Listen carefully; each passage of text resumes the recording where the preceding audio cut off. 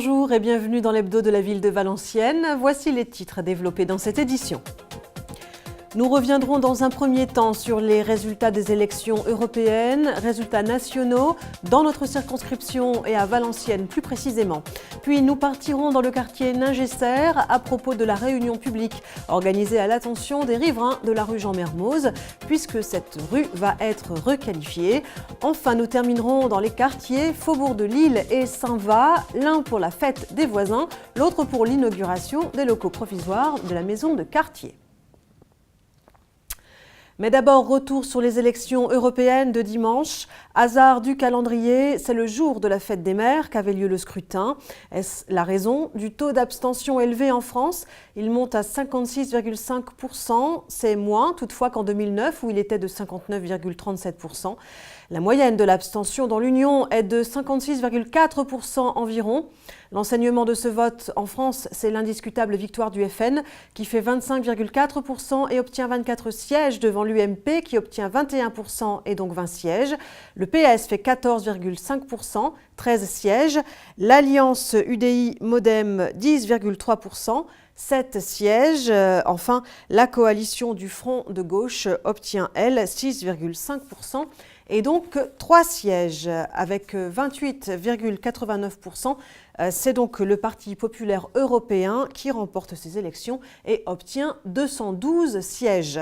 Concentrons-nous maintenant sur les résultats à Valenciennes. La participation était de 38,66% et Dominique Riquet pour l'UDI Modem arrive en tête avec 35,54%.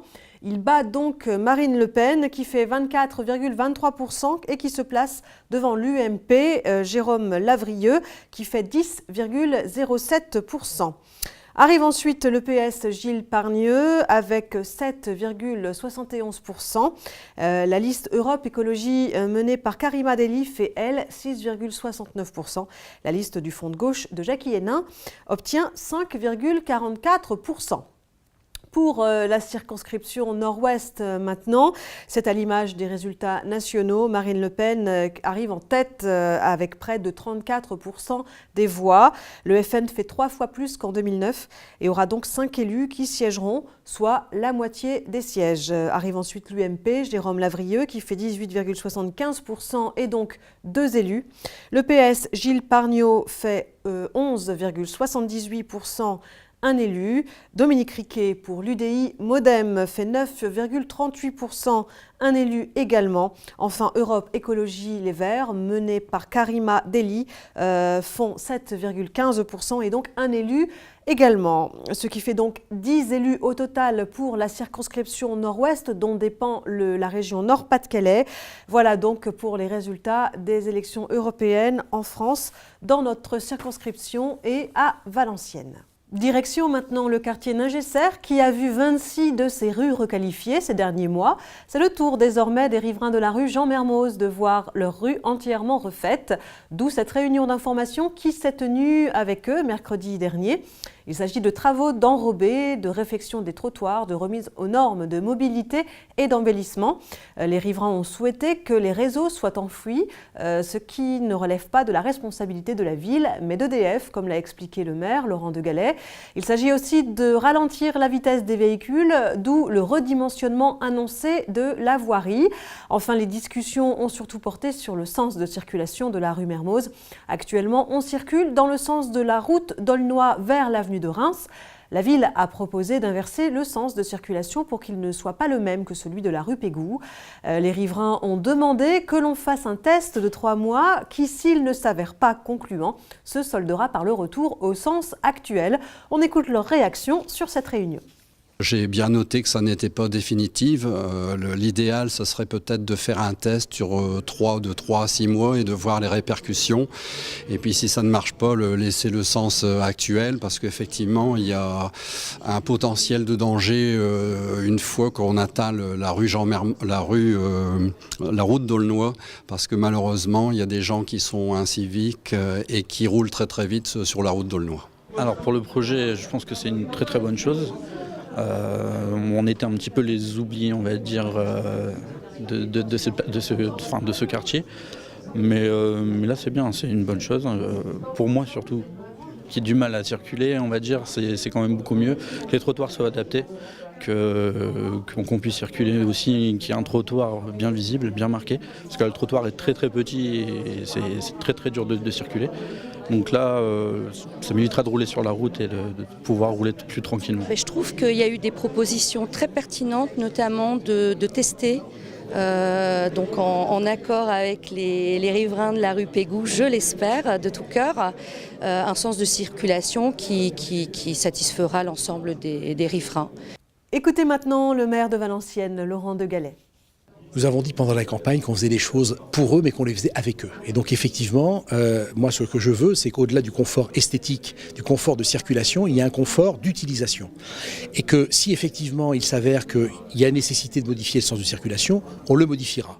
Voilà, rendez-vous donc dans 3 mois pour connaître l'issue de ce test. Allez, on part maintenant dans le quartier Saint-Va, qui aura bientôt une maison de quartier toute neuve, puisque la ville a démarré ses travaux de réfection complète des lieux. Du coup, tout le petit monde de la maison de quartier a dû déménager. Une petite inauguration des locaux temporaires, inauguration qui coïncidait d'ailleurs avec la fête des voisins, a donc été organisée vendredi. Les locaux ont été placés dans la cour de l'école et y resteront pendant le temps des travaux, c'est-à-dire 1 an. Il s'agit de refaire l'électricité, la plomberie, les fenêtres, de remettre les lieux aux normes de sécurité et d'accès aux personnes à mobilité réduite. On écoute la directrice de la maison de quartier, Edith Sonneville, qui ne cache pas sa joie. Ce qui nous a paru hyper long, c'était le dernier mois avant le déménagement. Vous savez, c'est comme un accouchement. Un accouchement, 8 mois, ça va. Le 9e mois, c'est le plus dur. Et là, la fin, on attendait avec une impatience. Et là, ça y est. C'est pas tout à fait évident, mais on s'adapte, comme je l'ai dit. Et comme je vous le disais, vendredi soir, c'était aussi la fête des voisins. Nous avons donc continué notre chemin pour aller dire bonjour, cette année, aux habitants du quartier du Faubourg de Lille. C'est dans la bonne humeur et l'animation que nous avons retrouvé les joyeux voisins, ou plutôt les joyeuses voisines, puisque comme vous pouvez le constater, il n'y a que 2 hommes. Elles étaient ravies de se retrouver entre elles. Ici, la fête des voisins est organisée à l'américaine. Pas de barbecue, chacun ramène un plat. On écoute Corinne Lançon, la référente famille de la maison de quartier, suivie des participantes et d'un participant quand même. Tous les ans, on propose aux habitants de leur mettre à disposition la salle de la maison de quartier. Donc on fait un affichage pour leur dire que la fête des voisins a lieu tel jour et on leur propose donc d'amener chacun un plat. Donc on s'est inscrite sur feuille avec le nombre de personnes qui venaient, le nombre d'adultes et le nombre d'enfants. Et j'ai préparé une quiche au thon, pommes de terre et tomates. J'ai fait une tarte au maroilles et une tarte au sucre, la spécialité du Nord. C'est convivial, c'est sympathique, tout le monde apprend à se connaître. C'est intéressant de se retrouver ensemble, de rassembler le quartier, voilà quoi. Tu es venu avec tes parents ? Non, tout seul, parce que j'ai préféré être avec mes potes. Et on constate qu'il y a peu d'hommes.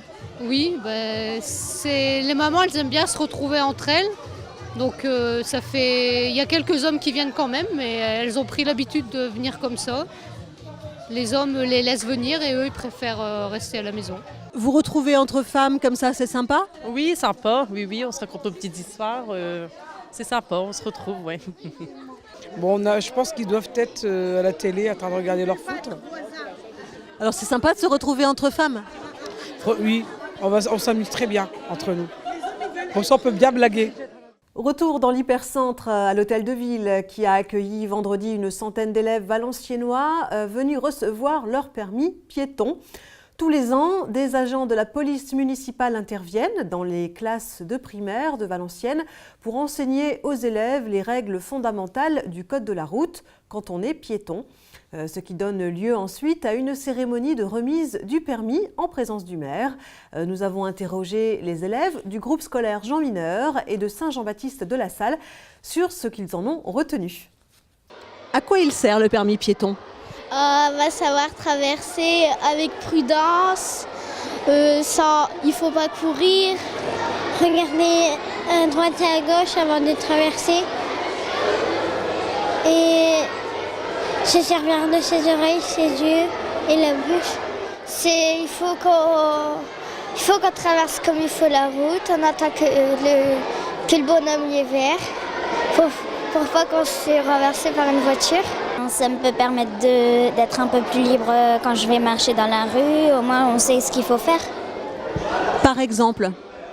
On regarde bien à droite et à gauche, faut redoubler de vigilance. En ville et en campagne, c'est pas pareil. En ville, les voitures vont plus vite et en campagne, ça va moins vite.